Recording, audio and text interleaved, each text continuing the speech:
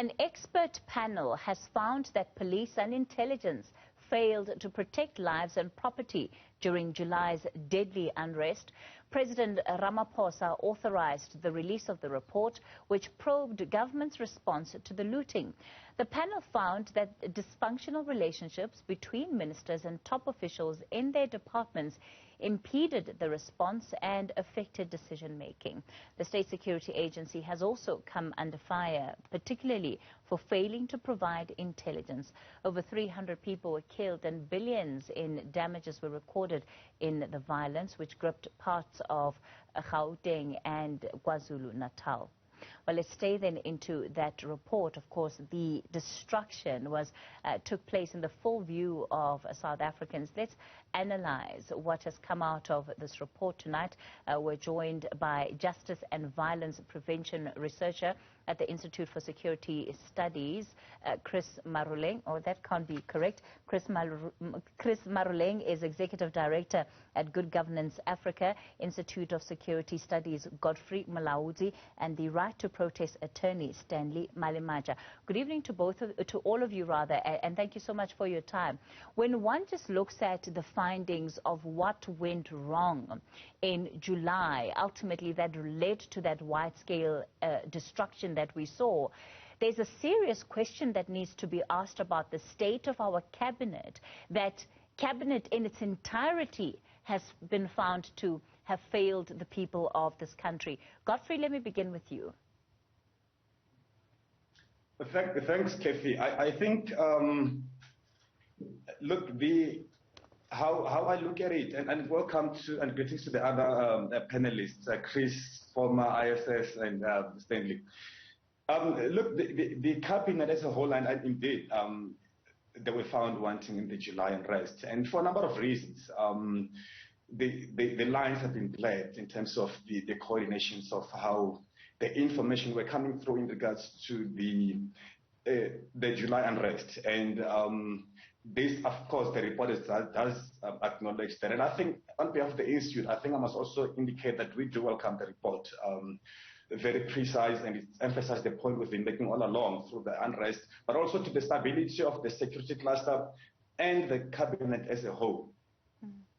Chris, when we look at step for step in terms of the security cluster, what needed to be in place, the communication that needed to be taking place between ministers, between senior officials and departments, this report highlights the great level of dysfunction that is happening even at the most upper echelons of some of our departments.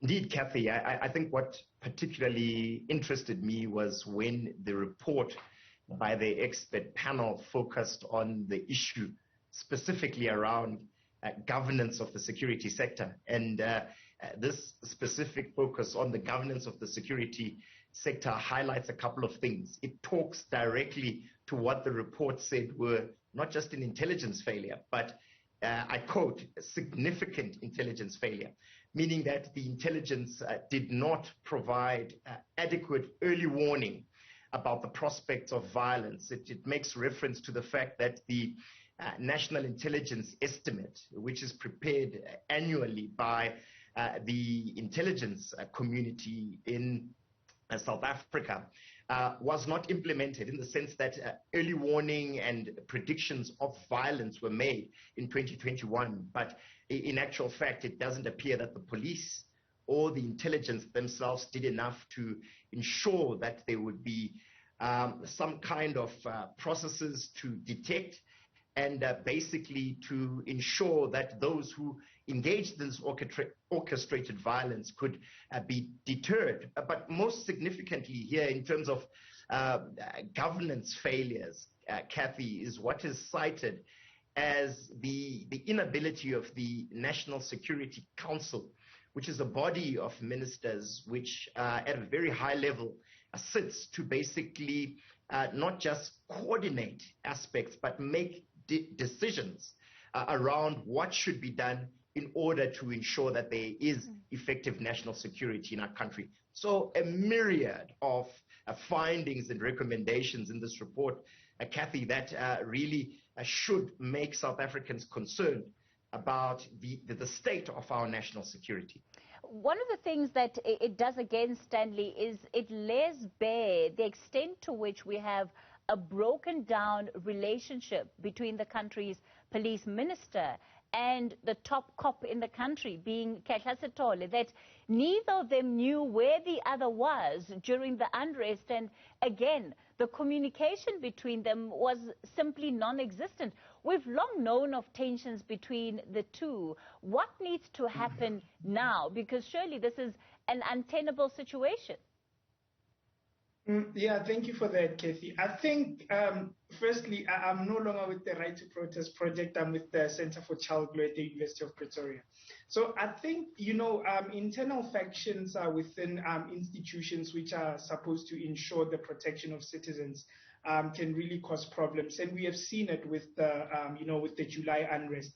Not only does it cause problems, Katie, because you would have seen also in the report that it highlighted one of the most fundamental pieces of legislation which regulates gatherings, which is the Regulation of Gatherings Act. And there's a provision there that says that if authorities know about a protest or an assembly which was not brought in the formal sense in terms of Section 3 of that particular legislation, they need to do by all means to track down the convener of that gathering and ask that person to give a notice. That assists the state to be more prepared. It assists the state to be able to put measures into place so that they can protect both those who are participating in the protest and those who are not participating. And the unpreparedness of law enforcement agencies, the moment that they pounce into crowds, we see a lot of human rights violations because they are actually not ready and prepared for the situation. So they just pounce on everyone and they forget that we are a democratic society and force must be exercised appropriately and it must not be lethal. And as the Center for Child Law, we have actually seen a lot of human rights violations, especially when it comes to children who were caught up in this unrest, and we released their media statements to caution against, the excessive use of force or the inhumane punishment that children were facing during the unrest. Godfrey, one of the important aspects of this conversation is going to be around accountability. You have the entire cabinet that really has received very harsh criticism for the lack of coordination. It extends as far as the president, who was seen as taking a rather lackadaisical approach to the situation as it unfolded. Realistically, what can and should accountability in this instance look like? I think the point that Chris made, we are of the view that there is a need of the overhaul restructuring of the National Security Council, which the President chaired. One of the key departments that sit on that structure is the Police Ministry and the Defense Ministry. We have seen a very disturbing, a palpable discord between the two departments during the unrest, and that speaks to the whole issues of NICOC, the coordination of the intelligence towards the incidents of the July unrest. Now, that, as you said, it lay bare in the public space the lack of coordination and also some of the accountabilities on the part of these ministries in the incidents where we have this kind of event, this kind of violence that threatens the country's security. Now, and I wanted to also take you back that I think when we read this report, let's also take into account the Sydney Mufamadi Report that also made very serious damning findings in as far as the restructuring of the agency is concerned. Part of the central to that was the lack of accountability on the part of the managers in the agencies, the high level of secrecy in how they operate. That brought us into issues of lack of accountability, how they fleet with political operations. Now, and I think that this is one of the areas where accountability needs to filter in. I think that's what we need to emphasize as well. If you look in one of what we've seen on the TVs, when the back and forth between the Minister of Police, the Minister of Justice, the National Commissioner, the palpable discord between their relationship there. It also, make a very clear call on the duplication of tasks, which in fact some of the reports, one of the reports here in this the current report that we're dealing with, it was made clear that some of the people who testify, who made presentation, were saying that one of the issues that hampers them to make effective contribution in preventing the violence was the blurring line of reporting, the duplication of tasks of authorities within the cluster that was supposed to respond to the unrest. So I think this is one of the key areas that needs to be addressed. And I mean, the Sydney report also made a point about illegal orders that were being issued in the agencies to some of the operators. This report also does make a point that some of the members of the agencies were finding it difficult to collect intel in regards to targets that were political connected. And we have seen the July unrest that was revolving around political issues within the ruling party. So these are issues that when you speak about accountability, I think that we need to emphasize when we speak about the restructuring of the agencies. These are some of the issues that the president needs to take into account. Chris, let me come to you. Godfrey mentions the Mufamadi report, and one can make an assumption that if at least half of the recommendations coming out of that report had been implemented, our state security apparatus would have fared much better than it did in July last year. Of course, there's no point in having all of the work that is done, having all of this research that identifies where the weaknesses are, if nothing is going to be done to address those weaknesses. Absolutely. So the high-level panel report into the intelligence, which is known as the Mufamadi Report, because he was the chair of this high-level panel, it really gives serious findings around what should be reforms of the State Security Agency. What's interesting, Kathy, is that when you look at recent developments around the intelligence in South Africa, is that it appears that some of the findings and the recommendations of the high-level panel have not been implemented. And simply this talks about the oversight of the intelligence. What we've seen also has been the moving of the intelligence structure into the presidency, which really goes against the report. The report is very clear about this, and it says that what needs to happen is a clear separation, first of all, of the domestic and the foreign branches of the intelligence, that there should be an independent line ministry that actually controls and has oversight into the intelligence.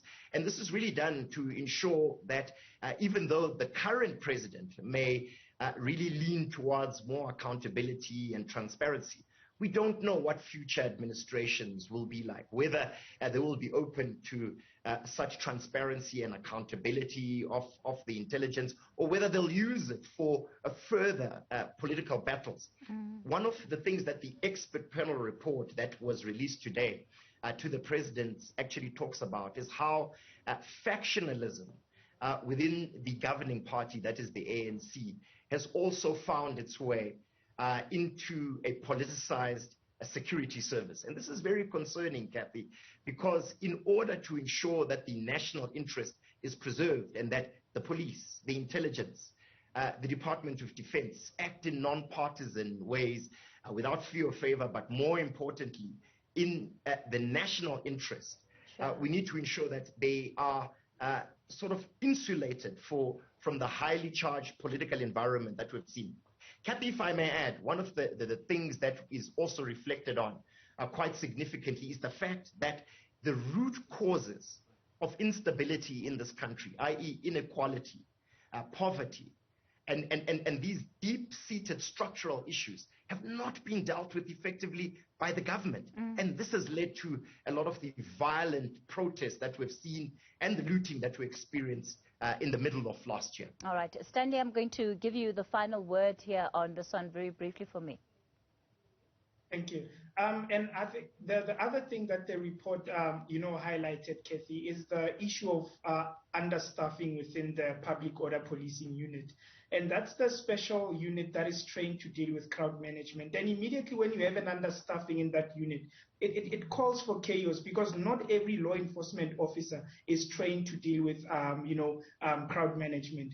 And another thing that the report highlighted is, the issue that there's only one water cannon per province. When you're dealing with large unrest and large protests, you really need to have the right tools and right equipment to be able to, control crowd in a humane manner. Because, you know, we can talk about the availability of rubber bullets and so forth, but with rubber bullets, they can also be deadly depending on how you use them. So the government needs to invest in more crowd management tools and make sure that the right departments are properly staffed, and that when information arises about an intended protest or an assembly, that the laws are followed, that the convener is requested to come and give notice. That will make the state to have more control and make sure that things do not get out of hand as they did, you know, with the July unrest.